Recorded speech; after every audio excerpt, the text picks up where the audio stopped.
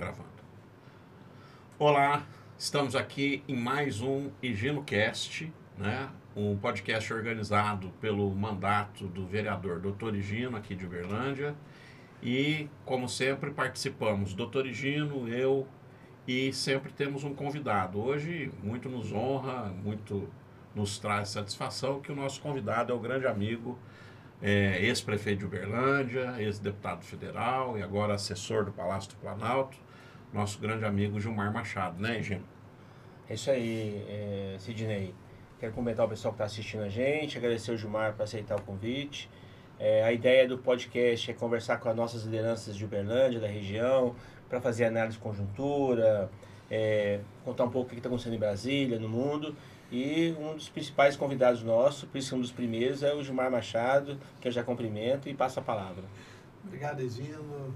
Obrigado, Sidney. É uma alegria poder estar participando aqui desse podcast que você está organizando e principalmente politizando, né, os temas nacionais hoje no Brasil e, acima de tudo, fazendo um mandato na Câmara realmente comprometido com aquelas pessoas que mais precisam, que é o que o presidente Lula vem fazendo, né, muito, né, e em Brasília, e eu fico feliz de fazer parte dessa equipe que está ajudando a reorganizar o orçamento, tentando trazer uma parte do orçamento de volta para o governo, né, para o executivo, para que possam fazer políticas que possam chegar a mais de 5.500 municípios brasileiros. Então, Gilmar, aqui em Uberlândia, todo mundo conhece, na região também, mas você podia, como o podcast atinge, a gente não sabe onde que vai chegar, você podia se apresentar de novo, para todo mundo te conhecer melhor. Bom, eu, Gilmar Machado, nasci, né, em Cascalho Rico, né, uma pequena cidade aqui do Triângulo Mineiro, às margens do rio Paranaíba, né, uma cidade que teve 40% do seu município inundado pela usina de embarcação, e uma parte boa da população na época da construção saiu do município, teve que mudar, né, e eu fui uma dessas pessoas que teve que sair, né. Minha mãe era servente escolar, meu pai era trabalhador rural, né. Meu pai veio trabalhar em Uberlândia, né, nos primeiros silos de concreto da Caseng, aqueles primeiros silos lá, meu pai trabalhou na construção, eu vendi doce lá, né, na época da construção, e vim morar na escola da cidade industrial, né. Então, quando eu cheguei em Uberlândia, minha mãe era servente escolar, naquela época tinha os zeladores das escolas, e para a gente não poder pagar aluguel e para ter uma condição um pouco melhor, nós fomos morar, morei 6 anos dentro da escola lá da cidade industrial, e, né, ali então, morando dentro da escola, não tinha muitas opções. Virou professor. E com isso facilitou, né, poder depois ter condição de estudar e, né, depois passar pela cidade industrial, passar pela escola Américo René Janete, passar pela escola José Ignácio, né, onde também tive uma das minhas inspirações, né? A professora Lucélia foi minha professora no curso de contabilidade, era aluno da contabilidade do José Ignácio, e lá me ajudou no processo de reabertura da UESO, né? Então participei desse processo, desse movimento. Depois fui para a Universidade Federal de Uberlândia, onde fiz estudos sociais, que a gente era obrigado a fazer, né? História e Geografia, o SPB, Moraes Cifra, para depois eu fazer o curso que eu queria, que era História, e lá me formei então em História e tive a oportunidade de depois de começar então a minha caminhada como professor na escola Messias Pedreiro, depois na escola Castelo Branco e depois na escola Luiz Otti, onde inclusive me aposentei. Você se aposentou no Juvenília, né? No Juvenília, lá no Luiz Otti. Luiz Né? Otti. Ah, sim. Eu só queria registrar aqui que a gente conhece, sou professor da universidade, como muita gente deve saber, e o Gilmar deixou um rastro de boas lembranças, sabe, Gino? A gente conhece muitos professores da história, inclusive o pessoal mais da velha guarda, que já se aposentou. E da geografia conheci alguns também. Pois é, Falcão, né? O meu primeiro projeto que eu fiz como deputado estadual foi orientado pela professora Marlene. Marlene Colessante, saudosa Marlene que fez, né, que me ajudou muito, né, no meu processo, né, que era a questão da disposição do Rio Berabinha. Participei daquelas jornadas e caminhadas. Se pegar os jornais da época, vão ver as nossas caminhadas para poder começar a tema atualíssimo, né, Gilmar? Que hoje voltou com toda a força essa questão ambiental. Mas assim, quero registrar que eu nunca ouvi nenhum professor ou professora da UFO dizer um senão do Gilmar. Todo mundo gostava demais, né, da educação, das posturas do Gilmar Machado, né? O Gilmar podia contar um pouco também, antes de entrar nos temas aqui, como é que você entrou na política? Você contou sua vida profissional, como é que se despertou para a política?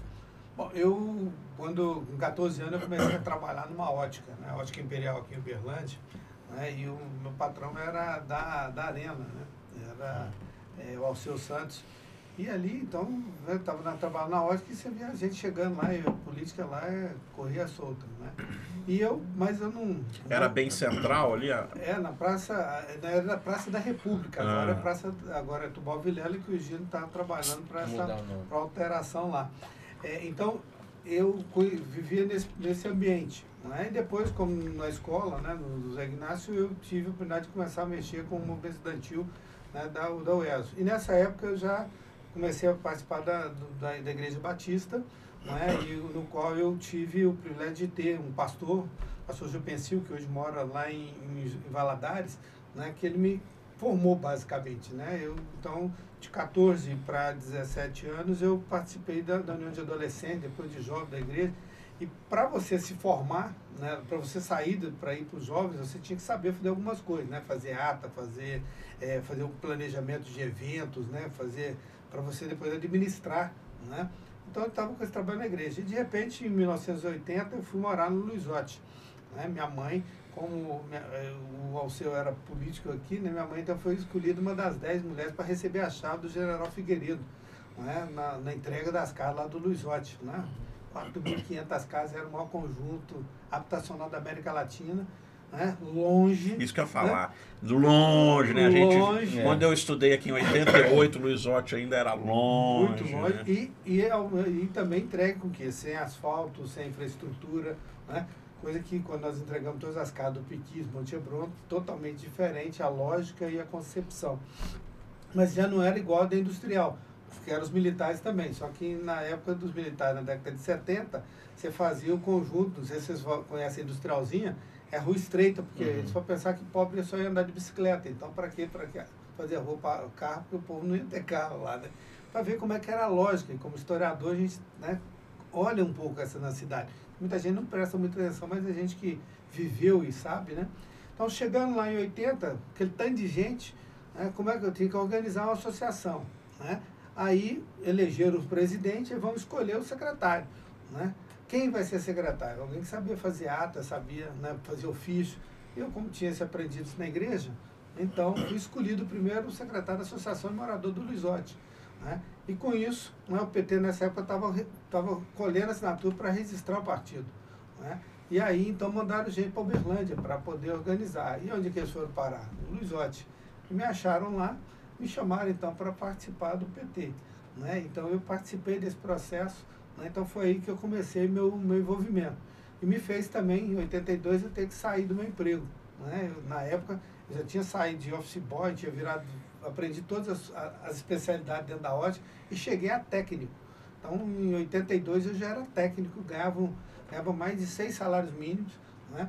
E aí, como o meu patrão ia ser candidato a prefeito em 82, né? Então, e eu estava no PT, e nosso candidato era o Ari, eu não tive outra opção, tive que sair do serviço, né? Mas fiz um bom acordo com o patrão, não dá para apoiar, mas respeito e tal. Mantivemos a nossa amizade, mas perdi o emprego e voltei para começar a ter que dar aula e mexer com outras coisas, voltei a ganhar um salário e meio para poder me virar, mas era uma opção política na vida que eu tinha, então eu recomecei minha vida. Interessante, Gilmar.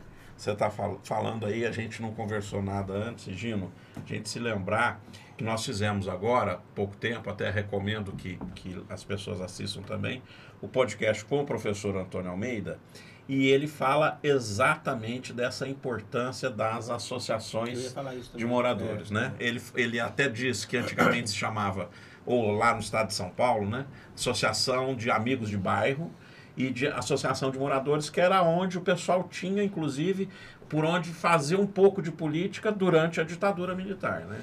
Porque ali você não tinha opção. Né? Como é que eles iam impedir de você se organizar para poder pedir água, que era o que a gente pedia lá, porque a água só chegava lá de noite, e de madrugada, de meia-noite às 3, 4 horas da manhã. Então você não conseguia encher, as caixas eram pequenas, a gente era muita gente, então você tinha que buscar água, né, em alguns poços, lá no já tem aquela represa, né, que muita gente, quem morava na parte de baixo, é mais fácil, a represa estava perto, mas quem morava na parte de cima, era muito difícil, né. Então, começar essa luta, né? E ônibus. Mas era a coisa mais difícil para chegar lá. No meu caso, andar de bicicleta, mas e os outros que eu não tinha, né? Essa possibilidade. Então, o ônibus demorava a chegar. Então, você tinha que reivindicar. Então, essa era a forma. E como, né, sabia fazer, tanto eu tinha aprendido coisa na igreja, né?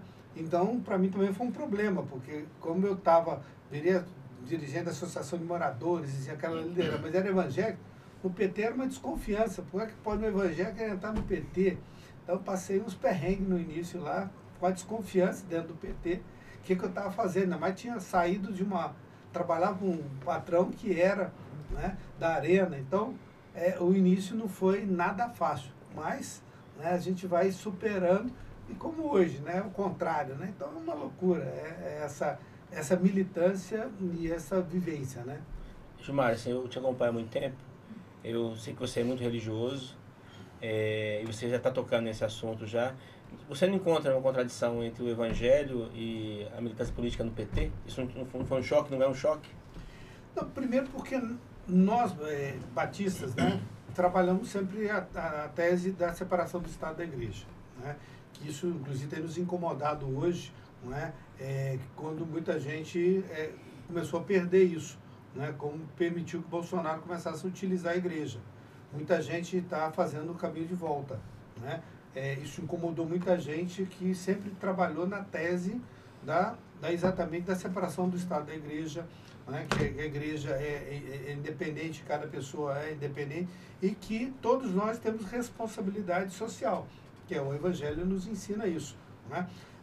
Eu sou de uma década que a gente estudava muito, né? E a igreja estava vivendo, a igreja católica vivia a teologia da libertação, e nós, né, no meio evangélico, né, por causa, né, para não ter que parecer o nome, nós começamos a desenvolver a teologia da missão integral da igreja, que na verdade é a mesma coisa da teologia da libertação. Outro link com o professor Antônio Almeida, que também discorreu bastante sobre a teologia da libertação. E na igreja nós estávamos vivendo a missão integral da igreja, que é o grande enfrentamento que nós temos hoje entre a teologia da prosperidade, que os neopentecostais e principalmente algumas igrejas, né, desenvolvem hoje, com a teologia da missão integral da igreja. O que é a teologia da missão integral da igreja?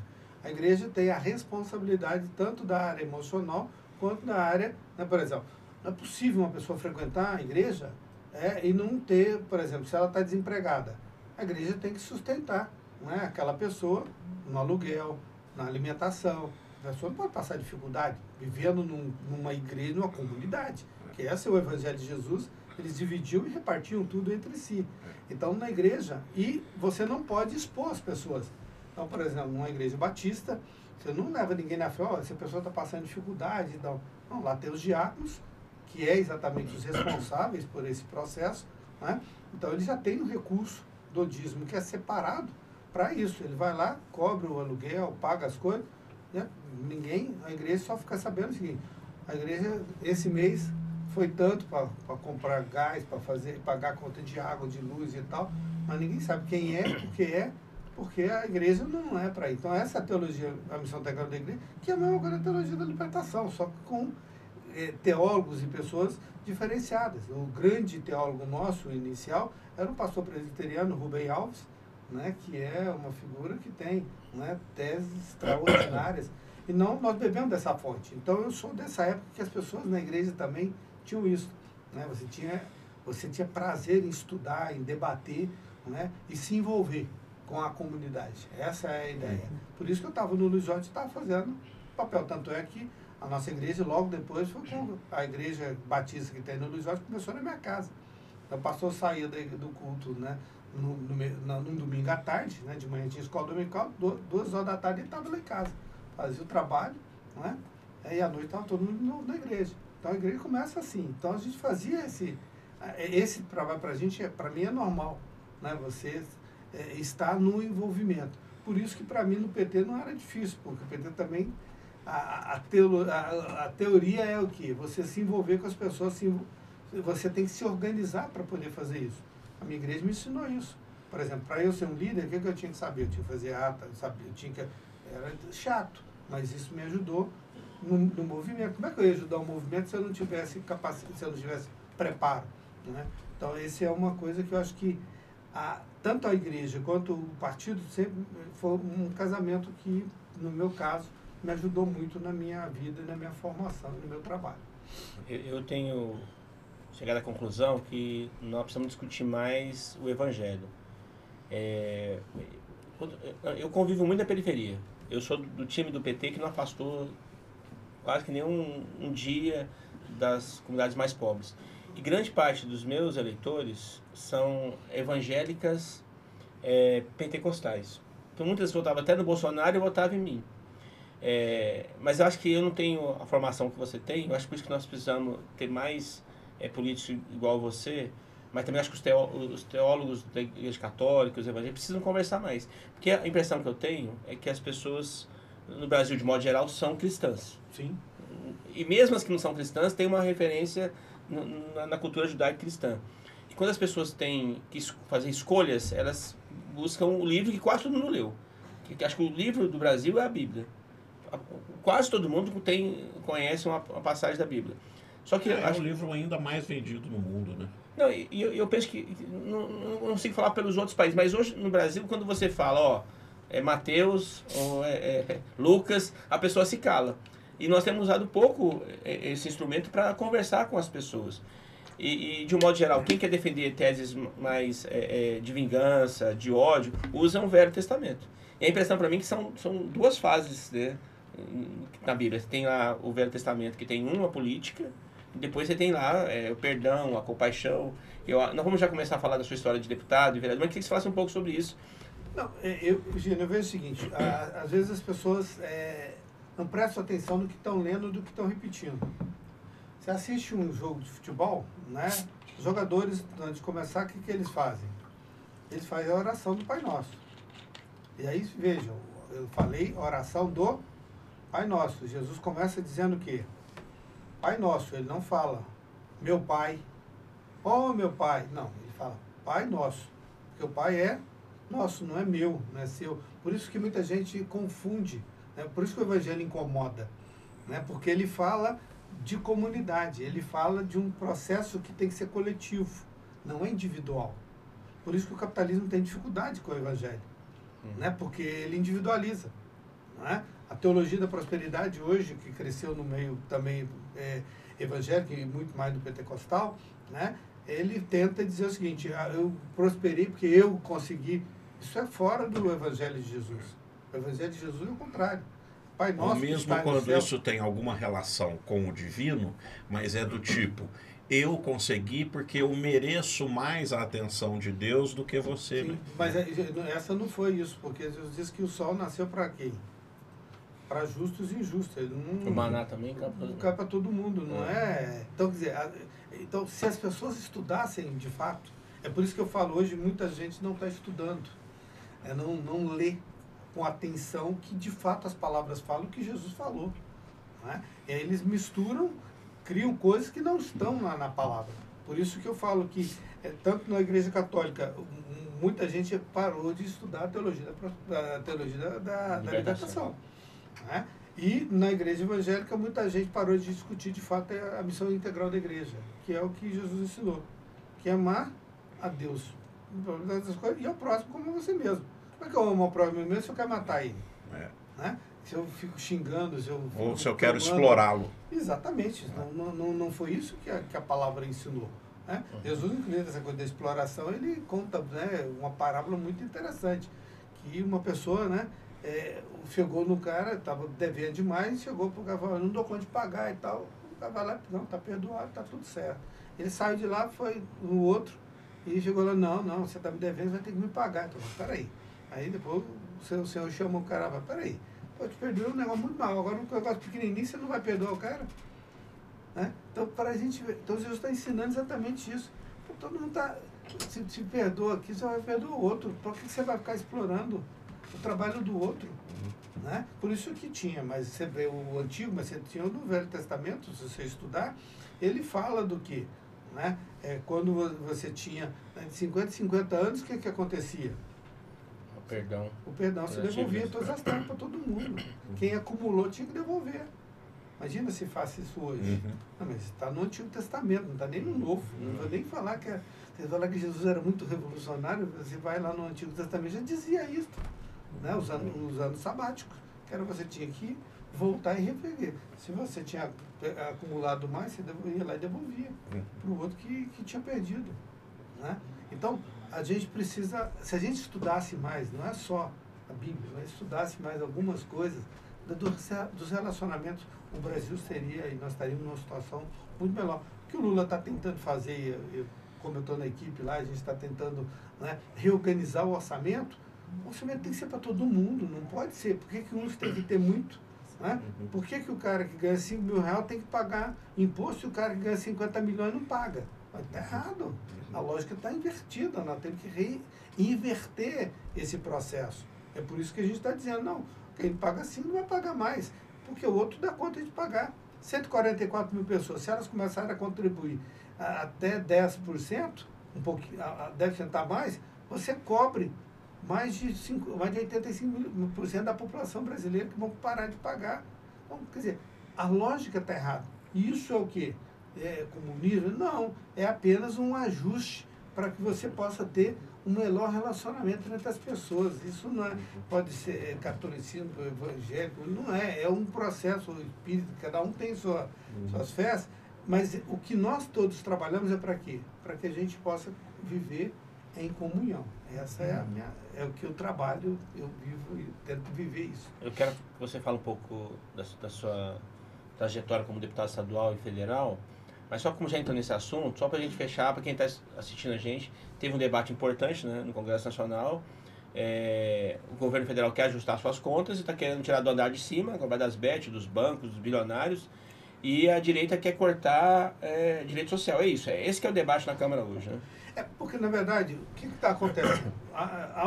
Como é que você vai organizar o processo? Eles acham o seguinte, que o certo era o que o Bolsonaro fazia. Ficou 4 anos sem mexer na tabela de imposto de renda.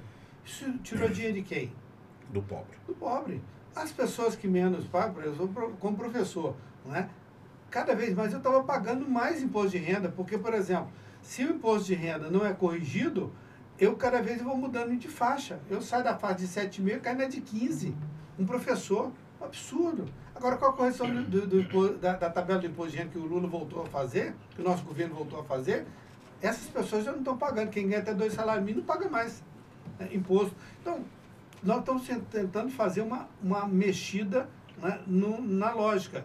E, por exemplo, as BET não foram criadas no governo do presidente Lula. Né? Eu falo numa igreja, o pessoal fica, mas um absurdo, o Lula defendendo o jogo. Eu falei, peraí, as BET foram criadas no governo Bolsonaro. Foi votado, mas eles não regulamentaram. Né? Elas estavam funcionando, ninguém fiscalizava, não estavam pagando nada. Nós começamos a cobrar, mas elas podem pagar mais. Porque o pessoal está ganhando dinheiro aqui e levando para fora. Então o que nós estamos querendo? Aumentar mais 10%. Pô, quem quer jogar, por exemplo, quem fuma, não paga mais imposto? A bebida alcoólica mesmo. É a mesma coisa. Por que o jogo não pode pagar mais? Claro. Porque os caras da BET porque é ligado ao Ciro Nogueira, do PP. O presidente nacional do PP é ligado ao Tigrinho, né? Sócio do cara do Tigrinho. Aí ele não quer que paga. E nós aqui vamos ficar com a conta? Aí, então, o que vamos fazer? Aí vamos congelar o salário mínimo por 6 anos. Olha que maluquice que o pessoal está defendendo. É o que eles querem. A mesma coisa, voltar a fazer o que faziam com os aposentados. Se aposentava com 5 salários mínimos, 2, 3 anos depois está ganhando 1 ou 2 salários mínimos. Que eles querem que a gente faça o salário mínimo subir de um jeito e o aposentado do outro. Está errado, não pode. O aposentado tem direito de receber e o PT vai continuar defendendo. E eu, quando estiver lá na equipe do presidente Lula, cuidando do orçamento, nós vamos trabalhar para que não mexa no aposentado. O cara trabalhou a vida inteira. Depois, quando precisa do recurso, você vai congelar durante 6 anos a correção do salário dele. Então, quer dizer, a lógica, né, nós queremos o seguinte, quem tem mais pode contribuir com mais. Quem tem menos contribui com menos. Essa é a lógica. Né? Só que lá em Brasília, a maior parte dos parlamentares tem outra visão. Né? Por exemplo, né, a deputada daqui, uma das deputadas daqui, que era a mulher do ex-prefeito, né, o que ela fez? Votou contra taxar, por exemplo, nós estamos querendo taxar jet ski. Por que o jet ski não pode pagar imposto? Eu pago imposto. O cara que tem moto paga imposto. Por que o cara que tem jet ski... O cara que tem um Celtinha, paga imposto. Por que o cara que tem jet ski, tem lancha, tem... Helicóptero, não pode pagar? Avião. Jatinho. É. Então não vamos taxar mais esse povo. Porque as pessoas dão conta de pagar. Então, agora, aí o pessoal, né, bate na gente, mas nós não temos problema. Nós vamos enfrentar. Tem uma costa dura, né? Apanhamos já muito na vida e vamos continuar fazendo esse enfrentamento. Esta é o que nós estamos tentando fazer a nível nacional. E outra coisa, do governo Bolsonaro, o que eles fizeram? Penalizaram, né? Muito. Eles congelaram durante 4 anos. Né? O Temer também não fez também. E os 2 anos do Temer, depois os 4 do Bolsonaro. Não corrigiam a merenda escolar. Sacrificando, então, quem? Os municípios. Que é quem banca, então, a merenda escolar. Né? A merenda escolar ficou congelada 6 anos. Quem corrigiu foi o nosso governo. E o ano que vem nós terminamos de corrigir as perdas que o pessoal teve. Uma pessoa quer voltar de novo para o governo que vai congelar a merenda escolar de novo, vai congelar o transporte escolar. Então, nós estamos corrigindo as distorções, por isso que está pesado. Reconstruindo, né, João? Sim, reorganizando esse país. Para atender principalmente quem mais precisa. E atender os municípios. Eles falam tanto em município, mas foram quem mais penalizou os municípios. O Bolsonaro, para ganhar a eleição, que tentou baixar o preço da gasolina artificialmente, tirou o imposto do combustível que os municípios e os estados tinham. Penalizou o orçamento. Então tivemos que devolver 38 bilhões que os municípios perderam, inclusive Uberlândia. O Odel ficava aqui reclamando, mas ficou calado, de joelho para Bolsonaro, que tirou dinheiro do povo de Uberlândia, né, do combustível. Não pagou, deu calote no precatório do povo de Uberlândia. E o prefeito Odel foi conivente com tudo isso. Mas nós não ficamos coniventes, nós estamos devolvendo, estamos pagando. E é isso que incomoda. Não, e calote em precatório é uma coisa muito triste, né, Gilmar? Porque geralmente o precatório, se ele inclusive tem um valor mais considerável, é de uma pessoa que às vezes trabalhou muitos anos, portanto já está numa fase da vida que não pode esperar muito, né? É o autêntico calote, o golpe nos velhinhos e nas velhinhas, né? É isso Foi o que eles fizeram, né? E nós estamos corrigindo. Só que isso, nós vamos ter um encontro com esse processo de novo, porque nós corrigimos, mas tem um outro passivo que ficou, que em 2027 nós temos que começar a pagar de novo. Vai sair, vai voltar para a conta do orçamento de novo. Impacta no orçamento. Vai impactar. Hoje não impacta porque uma parte dele não é contado na parte orçamentária. Porque é meio difícil explicar isso para a população, a gente que trabalha nessa parte orçamentária, são, na verdade, 3 orçamentos que a gente trabalha, né? Por exemplo, o orçamento financeiro, que é do juro.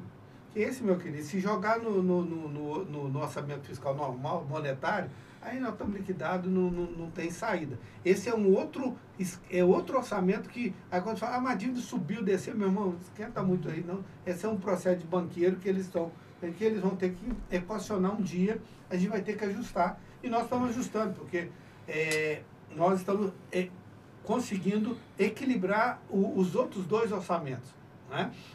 Que é exatamente o orçamento fiscal, que é esse do orçamento normal, e do arcabouço, que é aquele que você tem que caber dentro daquela definição, que é o seguinte, né? O gasto e despesa tem que ficar ali numa margem entre 0,25 para mais ou para menos, ou até 2,5%. Quando você cresce a receita, ela não pode ultrapassar 2,5% de rendimento. Que passar disso vai para o outro orçamento, que é para ir pagar juros e tal, né? Então, é difícil explicar isso para a população de forma geral, mas a gente que está lá e que tem que viver com isso, nós estamos nos organizando, porque eles tinham bagunçado todo esse processo e aí queriam penalizar mais, né, a população mais pobre e querer só jogar todo mundo dentro do arcabouço, né, que no Temer chamou de teto de gasto. Então, assim, saúde e educação tem que limitar. Não dá para você congelar. As universidades estavam morrendo. O sistema de saúde nós está extremamente precário. O nosso processo de saúde foi uma tragédia que eles fizeram. Nós estamos reorganizando esse processo, né? Então, nós não vamos aceitar corte no que é básico da população, que é exatamente salário mínimo, a questão dos aposentados, recurso para a saúde, recurso para a educação. Não dá. Não vamos fazer o que o Trump fez agora nos Estados Unidos, né? Cortou dinheiro, né, da saúde, das questões climáticas. Vocês viram a tragédia lá que Texas, esteve no Texas e agora no Novo México. Né? E vai vir para outros lugares. Estão cortando coisas da questão climática e de alerta. Você viu o problema lá foi falha de alerta. Não quiseram gastar com sirenes, com aviso para a população. Se a população não é avisada, o povo vai morrer. Mas o Trump não quer saber, porque ele quer para poder dar dinheiro para quem? Para os bilionários lá nos Estados Unidos. O orçamento lá tirou dinheiro da saúde, tirou dinheiro das questões climáticas para pagar o quê? Para poder diminuir imposto para rico. Aí, meu irmão, esse não é a nossa lógica e não é dessa forma que nós vamos trabalhar. Gilmar, eu acho que vai ter que voltar depois outro dia para falar sobre assuntos só do governo Lula, que isso é importante. Deixa até marcado para a gente falar sobre isso, mas eu tenho uma verdade que está construída em Uberlândia, e quando o inimigo fala isso é bom, que você é um ótimo deputado, foi um ótimo deputado. Talvez foi o melhor deputado do Triângulo Mineiro e do Alto Paraíba. Mesmo quem não gosta de você, quem é adversário nosso, o que você atribui isso? Por que você foi consolidado como um ótimo deputado? Porque, na verdade, é o seguinte, eu sou de uma época que você não tinha uma emenda impositiva. Então, você tinha que construir propostas, projetos estruturantes e construir coletivamente, que foi o que eu aprendi no PT e na igreja. Você não constrói, na minha igreja, a Igreja Batista, tudo é resolvido em assembleia. Né? O Marquinhos aqui é assembleano, mas é o seguinte, nós não somos uma assembleia, mas no Batista, tudo que você vai resolver tem que fazer uma assembleia. Por exemplo, quando eu queria levar meu pastor para poder orar, porque nós existíamos na época das greves, queria levar ele, né, porque o padre, né, tava sempre lá, né, o Frei Rodrigo estava lá e outros, aí eu queria levar o pastor. O pastor não pode sair da igreja se a igreja não decidir, então eu fazia assembleia para votar. Para ir na Assembleia da Grande foi muito difícil, a esposa dele era professora também, então não foi muito difícil. Mas quando foi para levar numa ocupação de sem terra, foi mais apertada a votação lá, mas teve. Então, porque nós temos que levar em Assembleia. Então, eu sempre trabalhei que a gente tinha que trabalhar coletivamente. Eu sempre pensei o Triângulo Mineiro também como uma região geográfica que, como eu nasci em Cascalho Rico, é uma pequena cidade, Uberlândia é uma grande cidade, então você tem que ter dinheiro para os grandes e para os pequenos. Então, eu sempre fazia a audiência do orçamento. Eu sempre fiz isso. Né? Então, vinha caravanas da região para Uberlândia para discutir o orçamento. E hoje eu sinto falta disso. Os nossos parlamentares não chamam as pessoas. Ele chega lá e quer dar emenda, ou quer negociar emenda. Está errado. Nós temos que construir projetos. Que é o princípio do PT, né, Gilmar? Lógico. O orçamento mais participativo, para usar o termo. Que é o que nós aprendemos. Né? Pegar o orçamento e discutir coletivamente. Quando nós começamos a discutir, tinha que ter expansão da universidade. Aí tomamos porrada na universidade, coitado do Arquimedes sofreu no Conselho Universitário, até a gente conseguir convencer que era importante a UFO sair de Uberlândia. Mas ela continua sendo UFO. Né? E aí nós conseguimos, aí o governo federal começou também, nós temos que descentralizar, tem que ter mais universidade, mais gente na universidade. E aí nós começamos o quê? Então nós chamávamos coletivamente. A UFO foi para Ituiutaba e foi para Patos. E ela era para Iparaguari, mas o pessoal de Araguari não acreditou no projeto que o governo federal estava fazendo. Monte Carmelo, a hora que viu, abraçou. Companheiro Fausto, a moçada de lá, vinha ônibus e ônibus. E eles reuniram a cidade do entorno de Monte Carmelo para mostrar a importância. E eles vinham juntos. Então, esse processo foi construído com todo mundo. E aí nós começamos a discutir com o governo federal que nós deveríamos comprar equipamentos, que era para ser dividido com todo mundo. Então, você se lembra? O presidente Dilma veio aqui, o Uberlândia, e entregou mais de 1.500 máquinas. Caminhão, trator. Tem gente que ainda tem essas máquinas, estão nos municípios, que é dela ainda, que hoje acabou. Voltou agora com o presidente Lula, que vocês viram agora, 300 máquinas foram entregues lá em Belo Horizonte, em setembro vai ter mais, em outubro. Que é você fazer o quê? Em vez de você ficar negociando uma emenda aqui, outra ali, você pega o dinheiro, traz para o Poder Executivo. Quando você compra 1.500 máquinas, qual é a diferença de preço de você comprar uma por uma? Você compra muito mais. E aí você distribui para os municípios e vê a necessidade de cada município, não importa o tamanho dele. Porque se você vai fazer, por exemplo, Cascalho Rico, o deputado não vai pôr 3, 4 milhões lá. Não vai pôr uma máquina, um patrol, que custa 800 mil. Não é 100, 200, que é o tamanho da quantidade de votos. Não está errado. Então, essa lógica nós conseguimos construir. Então, como parlamentar, eu deixei essa... Hoje, todo mundo, onde eu vou, todo mundo fala sobre isso. E isso parou. Então as pessoas sentem a necessidade e veem que quando eles estão juntos, eles conseguem mais do que quando estão isolados. Né? Mas o parlamentar prefere o cara isolado, porque chega lá, entregou a emendinha, está resolvido o problema. Então, nós vamos voltar a discutir, é o que o governo Lula está fazendo. O orçamento foi sequestrado pelo Congresso do governo Bolsonaro. O presidente Lula está trazendo o orçamento de volta. Hoje, por exemplo, quando nós entramos, não tinha PAC mais. As obras do Programa de Aceleração do Crescimento não existia mais. Hoje o município já cadastra para poder receber. As casas vão começar agora. E mais de 15 municípios aqui já vai ter casa do faixa 1. Minha Casa Minha Vida. Faixa 1. Né? 50 casas em cada município. Vão começar as obras esse ano ainda. Entendeu? É o orçamento voltando para o governo federal. Né? Nós agora temos o OGU de novo. Estrada vicinal, máquina, chegando para os municípios, que o governo de novo fazendo o processo. Então eu entendo que o deputado tem que pensar coisas ganhas, mas infelizmente nós caímos numa lógica de que a emenda, negocia a emenda, está resolvido o problema, o cara tem que ficar na minha dependência. Então há um sentimento das pessoas. Então eu fico muito feliz de poder ter dado a minha contribuição. Cada um dá uma contribuição num tempo. Né? Hoje está aí a 0,50 duplicada, a 3,65 duplicada. E aí muita gente esquece, né? Por exemplo, do João André, que estava no DENIT, que abraçou o projeto, né? Acreditou conjunto com os municípios. O presidente Lula veio aqui, inaugurou tudo, a Dilma, né? Anel Viário Norte de Uberlândia todo duplo.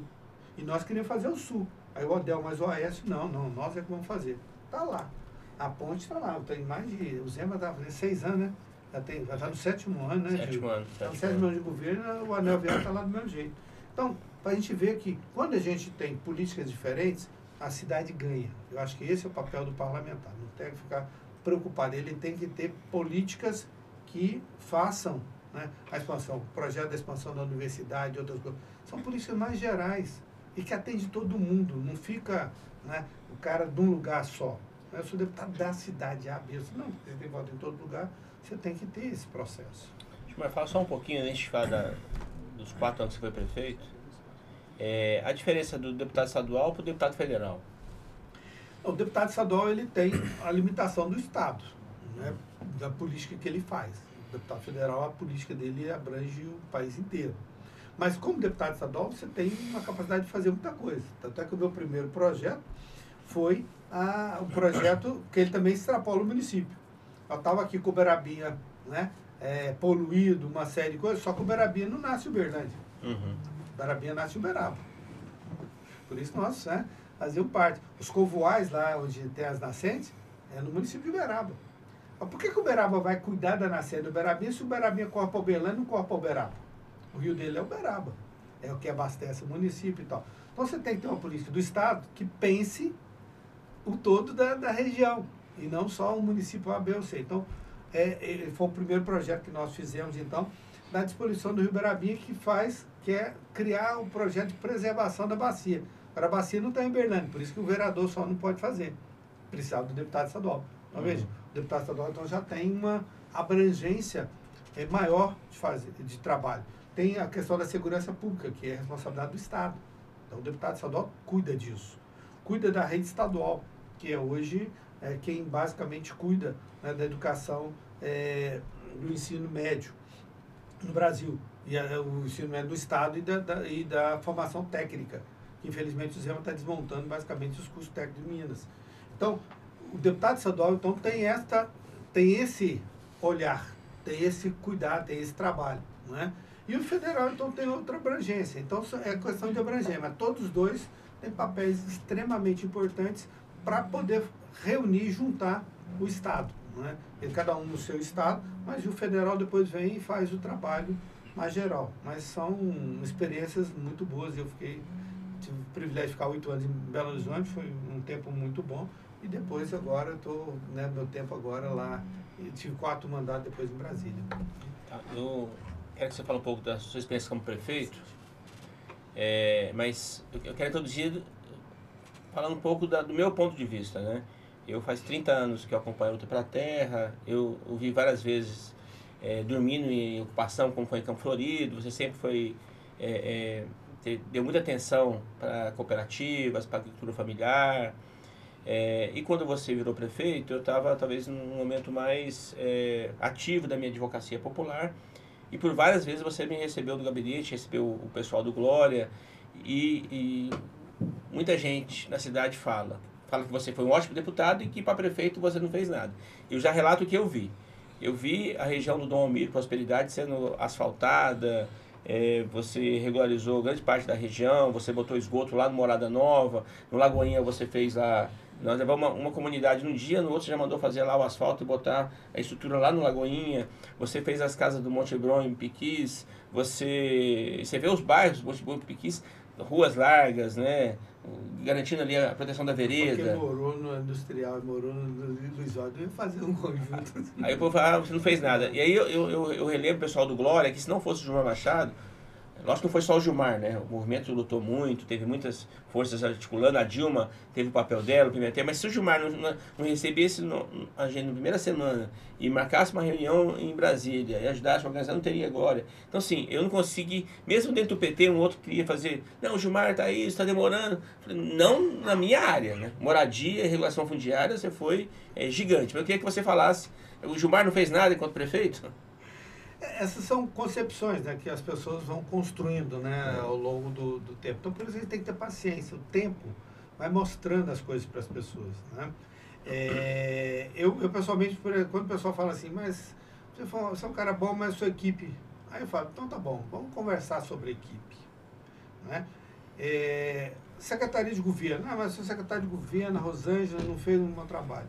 Bom, se ela não conseguiu fazer um bom trabalho, como é que... Quem cuidava dos convênios do governo federal com Uberlândia é a Secretaria de Governo. Quem captava recurso e tal é a Secretaria de Governo. Os convênios e tal, está tudo subordinado à Secretaria de Governo.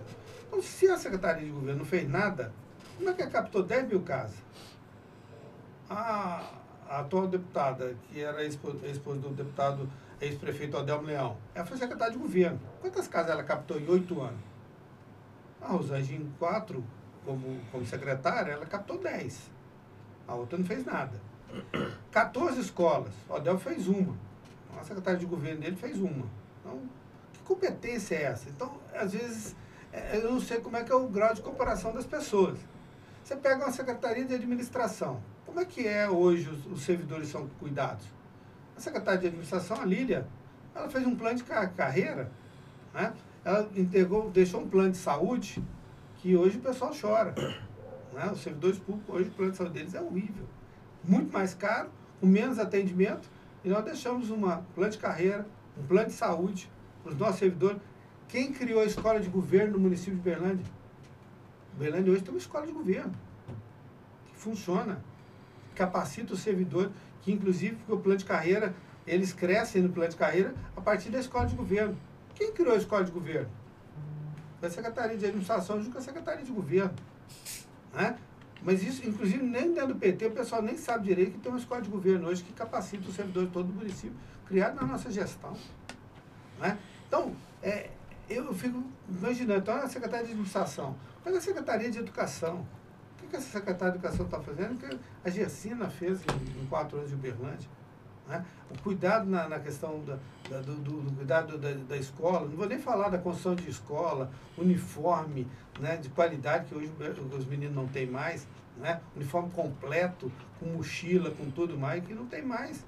Né? Vamos comparar, se eu ficar aqui comparando, né? Então, eu acho que esse é uma mesmo construção. A merenda, né, Gilmar? A merenda, eu sei porque conheço pessoas que trabalham, né, no município, na educação municipal, é incomparável a qualidade da merenda. No desenvolvimento social, a nossa ministra Tereza Campelo foi aluna da UFO, né, minha líder do movimento estudantil dos anos 80 aqui em Uberlândia, né, foi ministra do desenvolvimento social. Nós fizemos a rede crescer em Uberlândia, como é que era o cuidado, o CRAS Pop que eles fecharam, que é para a população em situação de rua, que caiu muito o atendimento, os consultórios de rua, médicos de rua, que eles tiraram. Vamos pegar os resultados médicos de Uberlândia, a quantidade de pessoas. A gente olha o seguinte, quantidade de mortalidade infantil em Uberlândia, nesse período. Morte por dengue. Seja morreu mais de 30 pessoas, gente, por dengue em Uberlândia.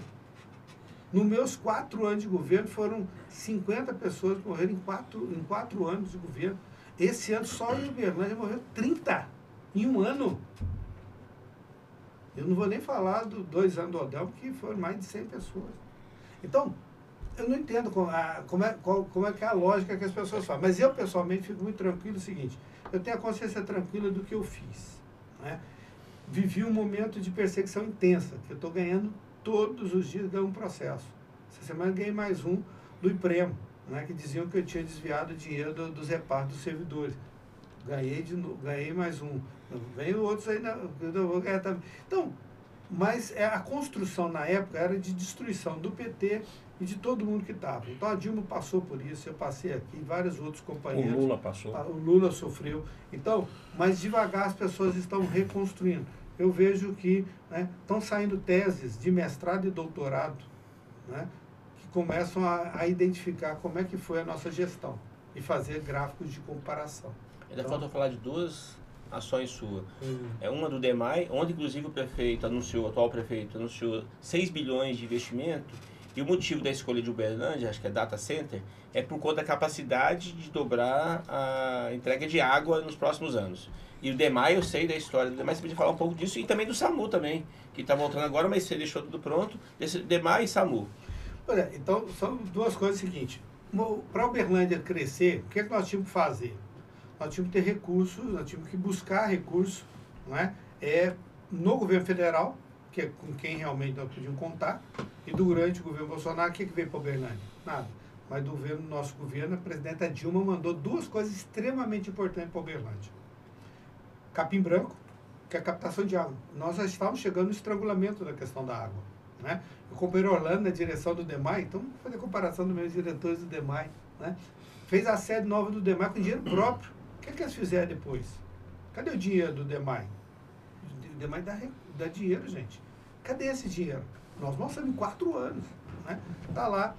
Conseguimos, junto com a presidente Dilma, fizemos um projeto, conseguimos trazer a captação, fizemos 30% da obra, a obra mais dura, que é embaixo da terra, porque são 27 quilômetros debaixo de terra, gente. Tem rede que sai lá da represa de Capim Branco, sobe 7 quilômetros até Tenda do Moreno, e da Tenda do Moreno está mais 20 quilômetros até Uberlândia. Tudo isso nós deixamos pronto, e deixamos toda a parte de ferragem que compra lá no Vale do Aço, toda já, porque aqui nós temos uma fábrica também do DEMAI que termina de fazer. Você compra as chapas e eles fazem as tubulações. Né? Então, esse foi um projeto que eu fico muito feliz, junto com a equipe do DEMAI, do companheiro Orlando, né, que conseguimos entregar para a população e faz com que o Uberlândia pudesse ter o quê? A Ambev, que a presidente Dilma veio inaugurar. Não sei se o pessoal se esquece, mas foi a presidenta Dilma que veio inaugurar. Eu era prefeito aqui em Uberlândia. Né? A Ambev, que pega água. Então, essas indústrias precisam de água. E Uberlândia hoje tem todas as condições, por exemplo, para disputar. E a inteligência artificial, ela precisa de quê? Supercomputadores que precisam de refrigeramento e tal, e precisa da água. Então, nós conseguimos trazer. O outro é a infraestrutura de Uberlândia. Nós buscamos o dinheiro para fazer os 4 corredores de ônibus, né? Os 4 terminais e 5 corredores de ônibus. Deixei um pronto. Né, o terminal, né, lá na região leste de Uberlândia, com as estações. Não sei se as pessoas param para pensar. Né? Você já viu nas João Naves? Todo ano tem que fazer recapeamento lá nas estações, porque o ônibus para e vai afundando e você tem que resolver. Por que na Seismundo Pereira não fizeram nenhum recapeamento em 8 anos? Porque é feito de concreto. Então, já pensamos, todas as nossas obras tinham esse cuidado, né, de fazer bem feito para você não ter que ficar repetindo. E o dinheiro está aí, ainda falta um corredor de ônibus para fazer, viu? Que é o terminal lá do Universitários, lá na zona sul de Uberlândia, que eles tentaram desapropriar a área do Elton Salgado lá, deu uma briga danada, eu deixei tudo organizado, e eles criaram confusão e está atrasado. O dinheiro está na conta da prefeitura. Foi um dinheiro que nós buscamos em Brasília também. Seria ali em frente à Unitri? Ali, exatamente. Né? Então o dinheiro já está na conta. O terminal que está lá no Canaã, o dinheiro foi o nosso governo que viabilizou, trouxe e está na conta da prefeitura. Então, quer dizer, foram questões que nós conseguimos junto ao governo da presidenta Dilma, do PT. Então, Depois que nós saímos, eu saí daqui e a presidente Dilma saiu, qual foi o grande investimento do governo federal em recursos para Uberlândia? Você não tem Minha Casa Minha Vida, projetos, estrutura na área de desenvolvimento social. Você não tem. Então, eu tenho a consciência tranquila de que nós temos. E na saúde, além dos 12 unidades básicas de saúde, fazendo unidade básica de saúde também, UBS, na zona rural, lá no Rio das Pedras, lá na Tangará, que eles não têm. Esquece que Uberlândia também é área urbana e área rural. Né? E aí nós levamos também o seguinte, trouxe o SAMU, que está na região inteira. Infelizmente Uberlândia ficou fora, mas agora vai ter em Uberlândia. Eu espero que seja rápido, mas as informações que eu tenho pode demorar mais um pouco. Por quê? Né? Porque o Uberlândia está devendo. Não sei se você sabe, o Uberlândia não pagou, até durante o tempo dele, não pagou a participação nos consórcios da ANVAP. Vai ter que pagar. De onde vai sair esse dinheiro? Né? Então eles têm que ajustar esse processo. Para você colocar, o Uberlândia vai receber, hoje o que o Uberlândia tem, nós vamos receber 4 vezes mais ambulâncias e tal. Só que a ambulância, ela fica em base. A base você não constrói de uma hora para outra. Cadê as bases onde essas ambulâncias vão ficar? Quais vão ser? Quais as regiões que vão receber? Todas as cidades onde tem base do SAMU, o município teve que construir. O SAMU não chega assim. O pessoal não sabe o trabalho que a Rosângela teve na Regional de Saúde, quando ela foi superintendente, para organizar essas 24 cidades, construir as bases, preparar, porque o pessoal só vê a ambulância depois. Mas a ambulância não, ela tem um local. A ambulância não fica sozinha, ela tem funcionário. O funcionário tem lugar para dormir, então ele tem que ter uma base organizada e construída. Então as coisas não. As pessoas têm. Ela não. Quando ela vê o negócio funcionando, ela não sabe como é que foi o trabalho de preparação que teve. Então, eu estou muito feliz, o governo federal quer ajudar, vai ajudar, mas o município tem que fazer a sua parte também. Eu, pessoalmente, ainda não vi, né? Eu acho que você, como vereador, deve estar acompanhando, mas eu quero saber, aonde que são as bases do SAMU? Quem está construindo? Como é que está a construção? Porque o SAMU não vai chegar. Eu estou vendo falar em aniversário de Uberlândia, mas até o aniversário de Uberlândia falta quase um mês. Você não constrói base em um mês, né, em várias regiões da Uberlândia para trazer o SAMU. Ele não vai começar sem uma estrutura. Mas eu fico feliz, pelo menos, que agora a visão da atual administração é de ter o SAMU, é de ter UPA, coisa que, infelizmente, o coronel não tinha e atrasou Uberlândia muito. E outro debate que eu acho que eu comecei, a Câmara sentou em cima, né, da proposta que estava no programa de governo nosso desde 2010, quando nós começamos a construir o programa de governo de 2012, que é a Guarda Municipal, que o Brasil inteiro tem. Hoje, inclusive, votou a PEC da segurança, não sei se vocês estão acompanhando o debate na Comissão de Constituição e Justiça, que todas as cidades agora, as guardas municipais estão se estruturando e tal. Uberlândia nem tem. Inclusive, é uma discussão de ter poder de polícia, inclusive. Sim, agora o Uberlândia não tem nada. Eu mandei o projeto, a Câmara de Vereadores, o ex-presidente da Câmara na época, sentou em cima e não deixou andar. A Lília já tinha colocado no projeto do concurso público já, em 2016, quando nós estávamos na prefeitura, que nós deixamos um concurso montado dos servidores públicos. Estava lá para fazer a guarda municipal. Infelizmente não deixaram. Então o coronel atrasou Uberlândia em muitos anos. Então, esses são os bons. A gente que pensa para frente, né, SAMU, Guarda Municipal e outras coisas mais, Minha Casa Minha Vida e outras, aí o pessoal acha que é ruim. Então, mas um dia as pessoas vão avaliar com mais calma. Eu, como sou historiador, não tenho pressa, né? A história, ela leva, às vezes, alguns anos, mas o dia que ela chega, ela demonstra exatamente como é que é a realidade das pessoas.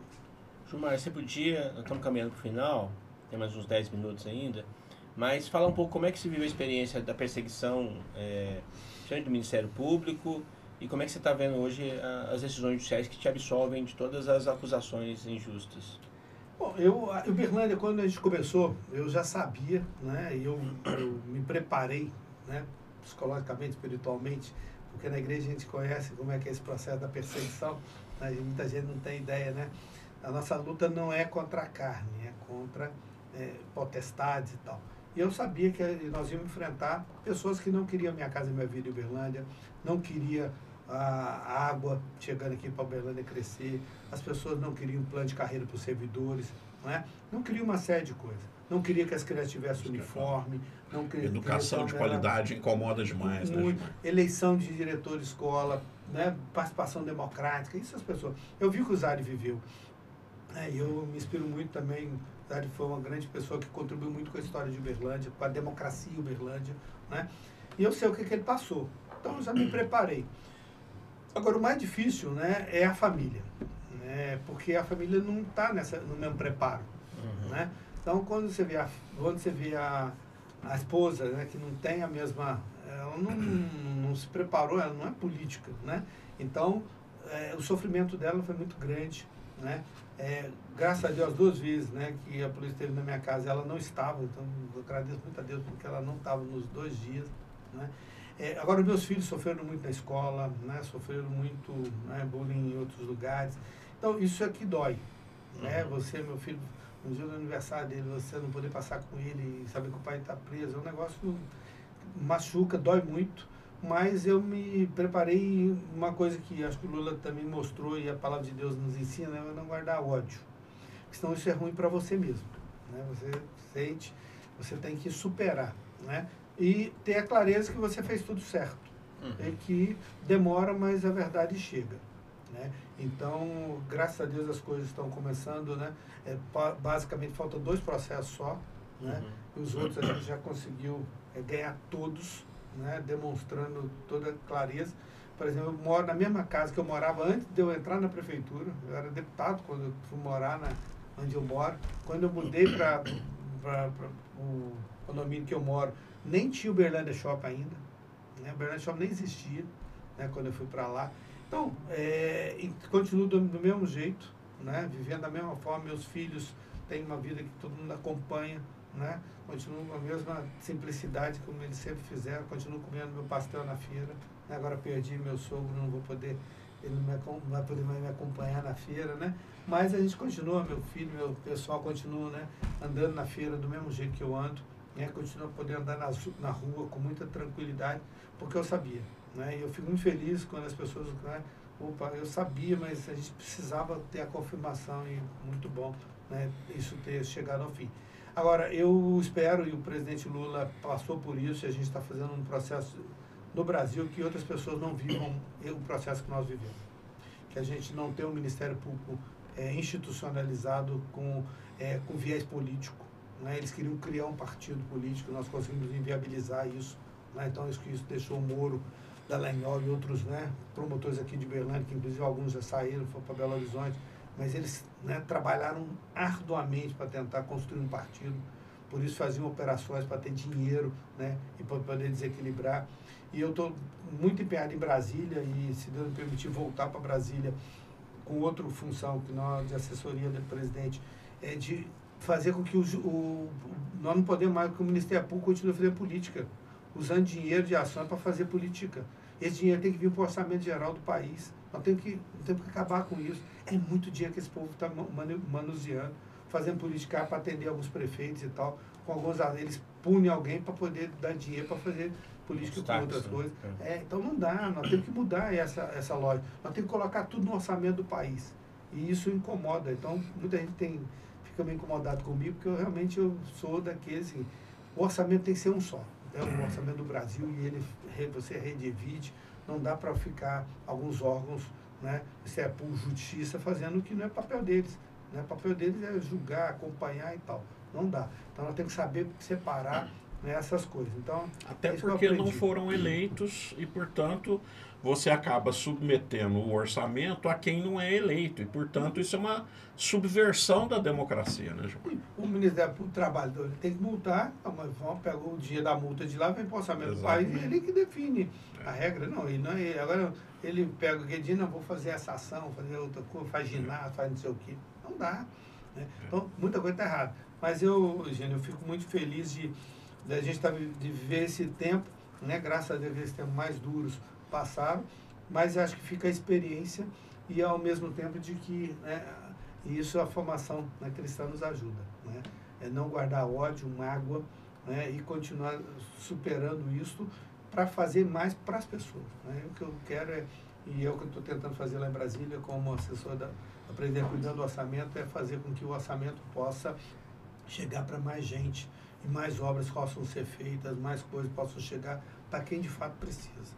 Gilmar, para a gente ir terminando, você podia, para fechar, pensando para frente agora, por que é importante eleger o Lula 2026? O que o nosso governo está pensando para o Triângulo Mineiro, para Minas Gerais, para o Brasil nos próximos 5, 6 anos? Bom, primeiro a gente quer, né, a reeleição do Lula significa garantir a consolidação da democracia no Brasil, porque a democracia não está consolidada. Né? O processo que nós vivemos, né, dos atos golpistas de 8 de janeiro não acabaram.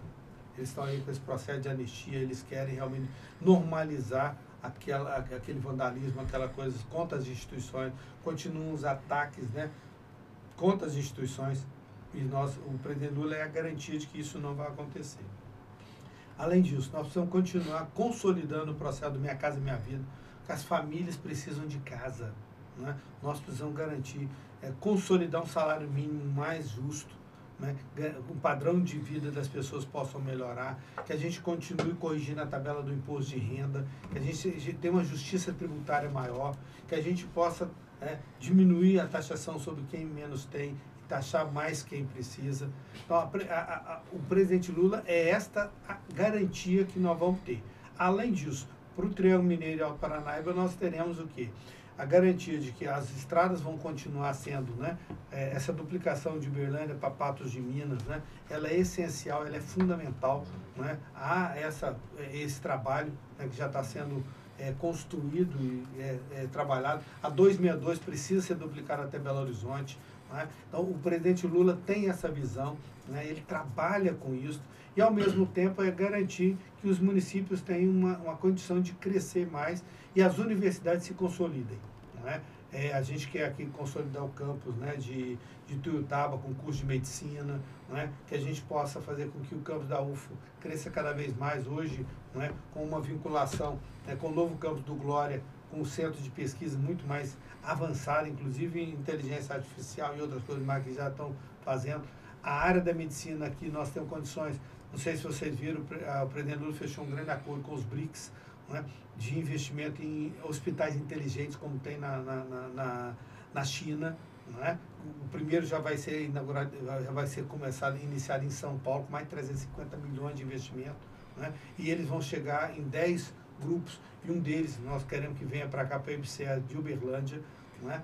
Então, quer dizer, é muita coisa que está sendo planejado e pensado, que eu acho que a vitória do presidente Lula é essa garantia. Se nós tivermos, né, outra, eles não têm a visão da universidade pública, não tem uma série de outras coisas, e nós podemos ter muitos programas sociais sendo desmontados, como eles não fizeram Minha Casa Minha Vida, não querem isso, eles são contra. Né? Então, acho que essa é a vitória. É isso que as pessoas vão ter que escolher no ano que vem. Eu acho muito bom você tocar na questão da universidade, porque eu vivo da universidade há mais de 30 anos, só como docente, né? E contando ainda com a minha época de estudante, há quase 40 anos. E a gente percebe, eu sempre disse o seguinte, que eu acho que Bolsonaro foi ruim para todo mundo. O governo Bolsonaro foi ruim para o Brasil, né? O Brasil foi desconstruído, mas especificamente para a área educacional, e mais específico ainda dentro da educação, para as universidades, houve mesmo uma perseguição, né? Um ódio à universidade, porque tem essa fake de que a universidade doutrina para a esquerda, né, etc. E eu estava conversando com um rapaz que trabalha conosco no gabinete hoje mesmo, e ele falando assim para mim, ele ainda, né, não cursou a universidade, ele falou assim para mim, mas a universidade elege dirigentes de direita, professor? Eu falei, mas é claro, isso acontece demais na universidade, é o que mais acontece. E aí ele falou assim, mas eu pensei que na universidade fosse todo mundo de esquerda. Eu falei, não, você está muito enganada. Então, quer dizer... o nome já diz, né? É um universo, né? É um universo grande. E que, infelizmente, nós estamos vendo o que está acontecendo nos Estados Unidos. Né? Exatamente. Universidades, né, nem centenárias. É um eixo do mal, né? 300, 400 anos. elas são desmontadas com uma ideia de uma universidade que custou a chegar onde chegou, que abre para o mundo, né? É uma universidade mesmo, com muita gente em todo lugar, mas tem gente que não suporta a diversidade. Esse é um problema, né? E essa é a coisa. Muita gente não aceita o cristianismo porque Cristo não fazia acepção de pessoas. Então, tem gente que, né, padrão, se não for dentro daquele padrão, tem que ser excluído. E não há exclusão no evangelho para ninguém. Acho que é isso, né, parceiro? Acho que foi um bom bate-papo. Agradecer, Gilmar, você ter vindo aqui. Obrigado. Eu acho que você virá mais vezes, porque a ideia é essa mesmo. Você vai conversar um pouco da história, pensar o presente, pensar o passado, mas também projetar o futuro. Porque tem muita gente aí passando fome, você vê as cozinhas comunitárias, muita gente precisando de terra, muita gente precisando de casa. E é na política que a gente realiza esses sonhos, né? Então, eu quero agradecer você estar aqui conosco. Obrigado, agradeço muito. E assunto não vai faltar não, né? Depois, hoje o grande debate, né, que o nosso povo está travando aí é contra a militarização das escolas. Ontem estivemos juntos lá, eu e Gino, lá no Isso é evento. fundamental. Muito bem, é isso aí. Muito obrigado.